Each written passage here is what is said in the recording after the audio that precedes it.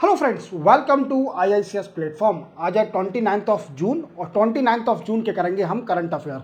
Lecture start करने से पहले चैनल को सब्सक्राइब और बेल आइकन प्रेस करना ना भूलें। चलो लेक्चर स्टार्ट। फर्स्ट न्यूज है सिंघाई कॉर्पोरेशन ऑर्गेनाइजेशन। क्या होता है सिंघाई कॉर्पोरेशन ऑर्गेनाइजेशन, न्यूज में क्यों है? सबसे पहले अपन जानेंगे सिंघाई कॉर्पोरेशन ऑर्गेनाइजेशन न्यूज में क्यों है। देखो क्या है, इसकी मीटिंग होने वाली है। सिंघाई कॉर्पोरेशन ऑर्गेनाइजेशन की मीटिंग होने वाली है। कब होगी दोस्तों? 2 जुलाई से 3 जुलाई को। ठीक है, अब ये कहां पर होगी दोस्तों? तो ये मीटिंग होने जा रही है अस्ताना, जो कि कैपिटल है काजाकिस्तान की। किसकी कैपिटल है? काजाकिस्तान। क्लियर? अस्ताना जो कैपिटल है वो काजाकिस्तान की कैपिटल है। वहां पर एससीओ की मीटिंग होने जा रही है। अब इस मीटिंग में क्या है ऐसा? एससीओ क्या है? सिंघाई कॉर्पोरेशन ऑर्गेनाइजेशन कब बनी थी? इसका काम क्या है? और इंडिया इसका मेंबर है कि नहीं है? सबसे बड़ा क्वेश्चन। अब अपन जानेंगे कि ये क्या है ऑर्गेनाइजेशन। तो देखो, सिंघाई कॉर्पोरेशन ऑर्गेनाइजेशन एक यूरेशिया। सर यूरेशिया क्या होता है? Eurasia is a combination of Asia and Europe country.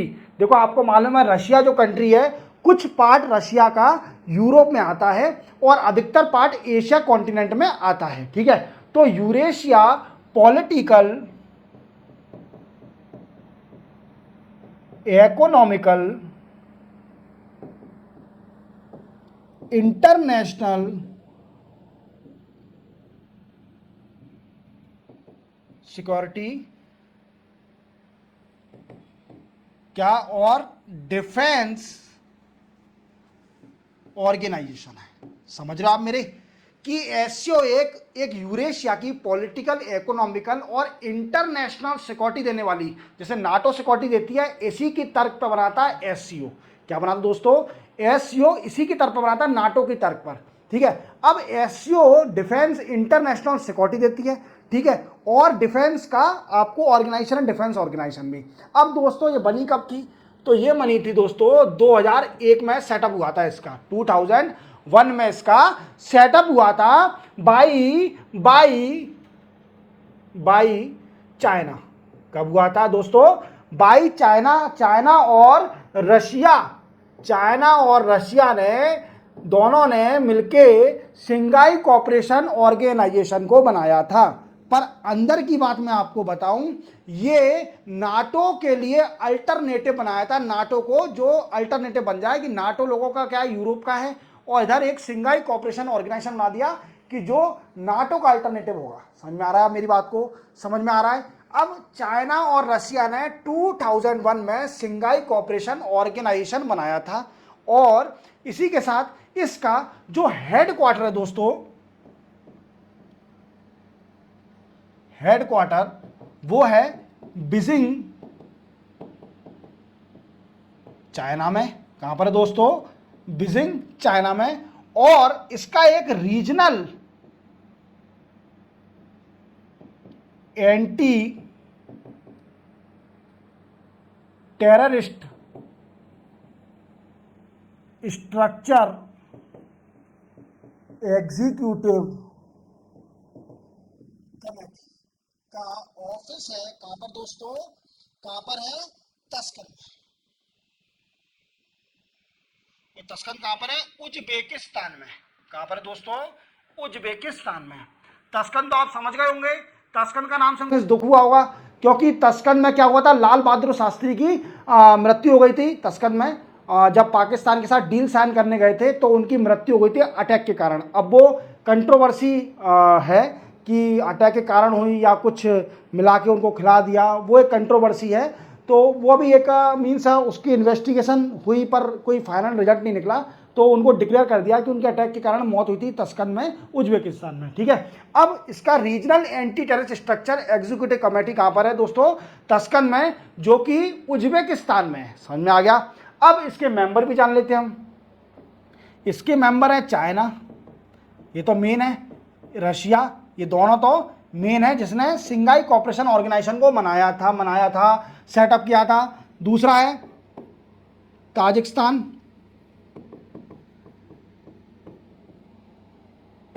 Uzbekistan, Kyrgyzstan, Kazakhstan, ये सेंट्रल एशियन की कंट्री हैं सारी। सिंगाई कोऑपरेशन ऑर्गेनाइजेशन में देखना अधिकतर आपको सेंट्रल एशियन कंट्री की कंट्रियां मिलेंगी और India and Pakistan. These are the member of Shanghai cooperation organisation. Clear. अब देखो, अब ये न्यूज में क्यों है दोस्तों, मैंने अभी बताया आपको इसकी मीटिंग होने जा रही है 2 या 3 या 4 जुलाई तक मीटिंग इसकी चलेगी। ठीक है। अब जैसे हमारे देश के प्रधानमंत्री हर बार सिंगाई कोऑपरेशन ऑर्गेनाइजेशन में मीटिंग में जाते थे। अब क्या हुआ कि अब मीटिंग में वो नहीं जा रहे हैं किसी कारणवश, तो उनकी जगह एक्सटर्नल अफेयर मिनिस्टर जाएंगे। कौन जाएंगे दोस्तों? एक्सटर्नल अफेयर मिनिस्टर जाएंगे। अपने इंडिया के एक्सटर्नल अफेयर मिनिस्टर जाएंगे, जिनका नाम है दोस्तों एस जयशंकर। जयशंकर जी नाम है इनका, एस जयशंकर। वो जाएंगे सिंगाई कोऑपरेशन ऑर्गेनाइजेशन में। क्लियर। आप समझ गए होंगे सिंगाई कोऑपरेशन ऑर्गेनाइजेशन क्या है।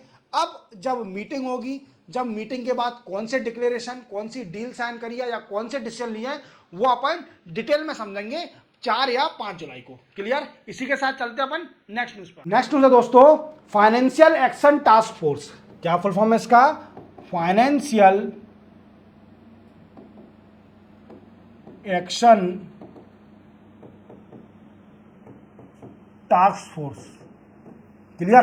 Financial action task force. अब ये क्या करती है, इसका काम क्या है और ये कब सेटअप हुई, तो देखो दोस्तों अपन पहले समझ लेते हैं इसका काम क्या है। ये क्या है? ये एक इंटर गवर्नमेंट ऑर्गेनाइजेशन है। क्या है दोस्तों? Inter government organisation. ठीक है। जो कि क्या करती है? To curb money laundering and terrorist financing. ये दोस्तों सेटअप कब हुई थी? सेटअप इन 1989 में। क्लियर। और 2001 में इसके सिर्फ ओनली मनी लॉन्ड्रिंग का काम था। मींस आपने सुना हो हिंदी में जिसको अपन बोलते हैं हवाला, हवाला का पैसा उसी को बोलते हैं मनी लॉन्ड्रिंग हम इंग्लिश में। तो इसके पास सिर्फ ओनली 2001 से पहले सिर्फ मनी लॉन्ड्रिंग वाला टास्क था। देन आफ्टर 2001 में इसमें टेररिस्ट फाइनेंसिंग को भी जोड़ दिया। क्या जोड़ दिया दोस्तों? टेररिस्ट फाइनेंसिंग को भी जोड़ दिया। क्लियर हो गया। टेररिस्ट फाइनेंसिंग को भी जोड़ दिया 2001 में। देन आफ्टर इंडिया इसका मेंबर है कि नहीं है? हाँ बिल्कुल है। इंडिया इसका मेंबर 2010 में इसका मेंबर बन गया था। क्या बन गया दोस्तों? 2010 में इसका मेंबर बन गया था। क्या बन गया दोस्तों? 2010 में FATF का मेंबर बन गया इंडिया। ठीक है। अब इसके मेंबर कितने हैं? तो इसके मेंबर है दोस्तों 40 कंट्री इसकी मेंबर है। 40 कंट्रीज इसकी मेंबर है। समझ में आ गया? आपको अच्छी तरह समझ में आ गया FATF। अब FATF की न्यूज क्यों है? देखो FATF न्यूज में से चल रहा है क्योंकि इन्होंने एप्रिसिएट किया है, एप्रिसिएट इंडिया को एप्रिसिएट किया है कि इंडिया जितने भी स्टैंडर्ड हैं FATF के वो सारे इंडिया फॉलो कर रही है to curb the money laundering and terrorist financing. इनको कंट्रोल करने के लिए अच्छा काम कर रही है, पूरे स्टैंडर्ड फॉलो कर रही है। समझ में आया? बट इनसे बोला गया, इंडिया से एक बात और बोली गई है कि इंडिया जी आप एक और चीज करिए, need to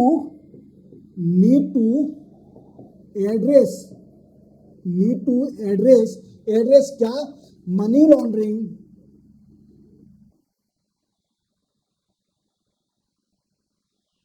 and terrorist financing prosecution.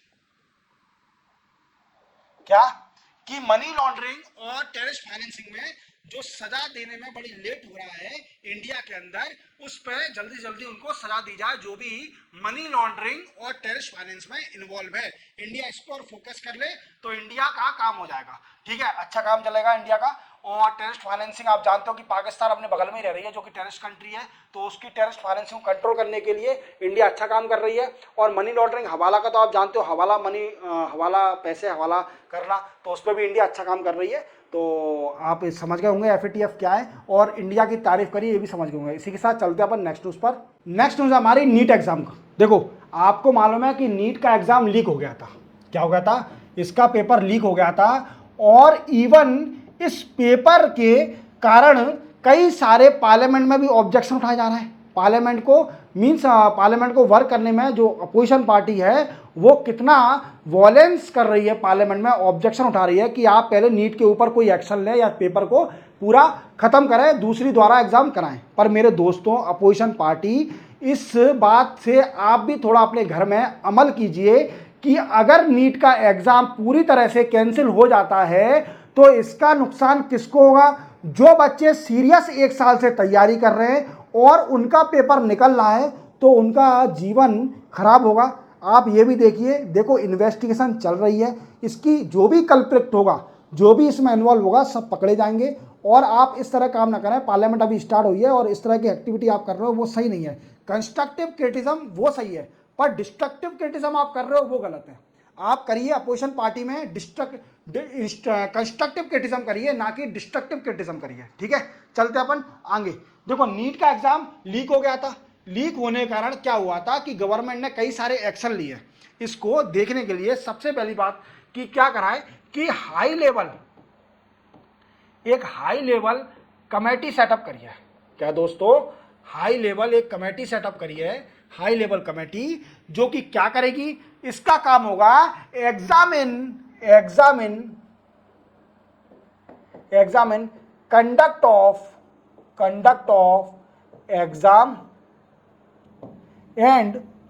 Exam and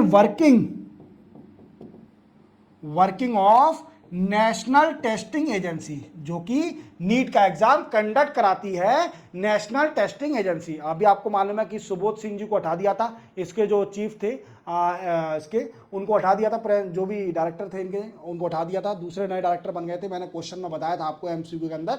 तो क्या है कि NTA के ऊपर ये काम एग्जामिन करेगी इन 2 कामों पर। और इसको हेड कौन करेगा दोस्तों? Headed by farmer ISRO chairman के राधा कृष्णन। कौन हेड करेगा? के राधा कृष्णन, जो कि इसरो के फॉर्मर चीफ हैं, फॉर्मर चेयरमैन है, इस कमेटी को हेड करेगा। इन्वेस्टिगेशन करेंगे। और इसमें कितने मेंबर होंगे दोस्तों? इसके अंदर 7 मेंबर हैं। कितने हैं दोस्तों? 7 मेंबर हैं। तो आप समझ गए होंगे नीट के ऊपर ज़्यादा डिटेल में जाना नहीं है, सिर्फ ओनली देखते आएंगे क्या होता है, फिर आपको और बताएंगे। चलते अपन नेक्स्ट न्यूज़ पर। नेक्स्ट न्यूज़ हमारी जर्मनी चांसलर के ऊपर। देखो आपको मालूम है कि जर्मनी के चांसलर कौन है? ओलाफ स्कोल्ज, ठीक है। अब ये इंडिया आने वाले हैं, इनकी इंडिया में विजिट है। तो क्या है कि अपन डिस्कस करेंगे ये इंडिया आके किस किस पॉइंटों पर डिस्कस किया जाएगा इंडिया और जर्मनी के बीच में, जर्मनी और इंडिया के बीच में क्या क्या डिस्कस करेगा। When this chancellor will arrive in India, clear, will arrive in India, when what is the discussion point between India and Germany will start, okay। अब देखो मेरी बात, सबसे पहला पॉइंट होगा इसके बारे में कि जर्मनी आप जानते हो कि बिजनेस में बहुत आगे है, बिजनेस में अच्छे, ठीक है, अच्छी अच्छी कंपनियां हैं बिजनेस के लिए। तो सबसे पहला पॉइंट डिस्कस करेंगे जे ईज ऑफ डूइंग बिजनेस, समझ में आ गया? Ease of doing business. दूसरा डिस्कस करेंगे ये माइग्रेशन, क्या डिस्कस करेंगे? माइग्रेशन। तीसरा डिस्कस करेंगे ये क्लाइमेट चेंज, जो कि कॉमन होता है। क्या होता है दोस्तों? क्लाइमेट चेंज के ऊपर डिस्कस किया जाएगा। समझ में आया आपको मेरी बात को? समझ में आया? और इसके साथ ही अब अपन डिटेल में समझेंगे एक एक पॉइंट को लेकर देखो, सबसे पहले है ease of doing business. Ease of doing business क्या होता है कि कोई भी कंपनी किसी दूसरे देश की कंट्री जब हमारे देश में इन्वेस्ट करने आती है तो उसको जल्दी क्लियरेंस मिल जाए या फिर जल्दी लोकेशन अलॉट हो जाए, एफडीआई आए तो वो जितना भी प्रोसेस जल्दी हो सके तो उसको बोलते हैं ईज ऑफ डूइंग बिजनेस, और उसको बिजनेस करने में कोई डिफिकल्टी ना हो, वो आसानी से बिजनेस कर सके कंट्री के अंदर, that is called ease of doing business. Clear. Then after migration, आप जान रहे हो कि कई सारे इंडियन सिटीजन विदेश में जाके नौकरी करते हैं या फिर किसी और पर्पस के लिए जाते हैं, एजुकेशन पर्पस के लिए जाते हैं या फिर जॉब पर्पस के लिए जाते हैं या फिर अदर पर्पस के लिए जाते हैं, हमेशा ही सेटल हो जाते हैं वहाँ पर, तो वो उस पर भी डिस्कस किया जाएगा। ठीक है, migration. Then after climate change. Climate change तो आप जानते हो, क्लाइमेट चेंज के बारे में आपको बताने की जरूरत नहीं है, क्लाइमेट चेंज तो बच्चा बच्चा जानता है, ये हर मीटिंग में डिस्कस किया जाता है। क्या कहता है? हर मीटिंग में डिस्कस किया जाता है। और एक और लास्ट पॉइंट है जियो पॉलिटिक्स। जियोपॉलिटिक्स टेंशन भी बोल सकते हैं अपन, we can say geopolitical tension. Geopolitical tension क्या कि वर्ल्ड में आप जान रहे हो कि यूक्रेन और रशिया के बीच में वार चल रहा है और इसराइल में वार चल रहा है, इसराइल और हमास में वार चल रहा है, आप देख रहे हो। इसी के साथ इस पर ये डिस्कस करेंगे, तो इनका ये पॉइंट होगा। और एक और बात है 18th Asian Pacific meeting of Germany, जो कि कहां पर होनी है? न्यू दिल्ली में होनी है। इस पर भी डिस्कस किया जाएगा, इस पर भी डिस्कस किया जाएगा। अब इनका जब अराइवल होगा तब मैं आपको और डिटेल में बताऊंगा कि कौन कौन से पॉइंट और ऐड करे गए हैं। ठीक है, इसी के साथ चलते हैं अपन नेक्स्ट न्यूज पर। नेक्स्ट न्यूज दोस्तों जितेंद्र सिंह जी के ऊपर। कौन? डॉक्टर जितेंद्र सिंह। और ये कौन है? ये यूनियन मिनिस्टर हैं साइंस एंड टेक्नोलॉजी के। किसके यूनियन मिनिस्टर हैं? साइंस एंड टेक्नोलॉजी के। अब इन्होंने क्या किया है, अब ये न्यूज़ में क्यों है, तो ये बहुत इंपॉर्टेंट है, इनका याद रखना। इन्होंने दो इनिशिएटिव, दो ऐप या we can say app and portal launch किया है। क्या किया है? दो ऐप और पोर्टल लॉन्च किया है, या पोर्टल ही बोल सकते हैं, ऐप भी बोल सकते हैं, ये लॉन्च किया है। पहला क्या है दोस्तों? पहला है भुवन पंचायत। कौन सा है दोस्तों? भुवन पंचायत। याद रखना इसका नाम, भुवन पंचायत। ये क्या करेगा? ये डिजिटली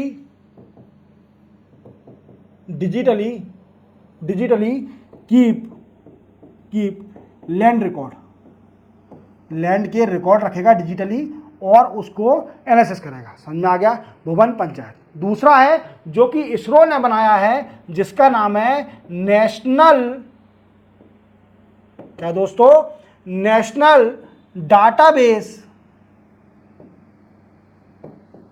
फॉर इमरजेंसी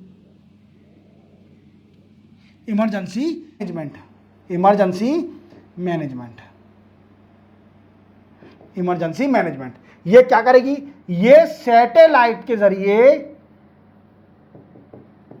ये अर्थ ऑब्जर्वेशन करेगी, अर्थ ऑब्जर्वेशन, या फिर हमें इमेज देगी या मैपिंग देगी। तो इस दो ऐप के या पोर्टल के नाम याद रखना, ये भुवन पंचायत पोर्टल है। ठीक है, आप अच्छी तरह से याद रखना। इसी के साथ 29 जून के करंट अफेयर कंप्लीट होते हैं। चैनल को सब्सक्राइब और बेल आइकन प्रेस करना ना भूलें और हमेशा वीडियो को लास्ट तक देखें। ठीक है, तब तक के लिए जय हिंद।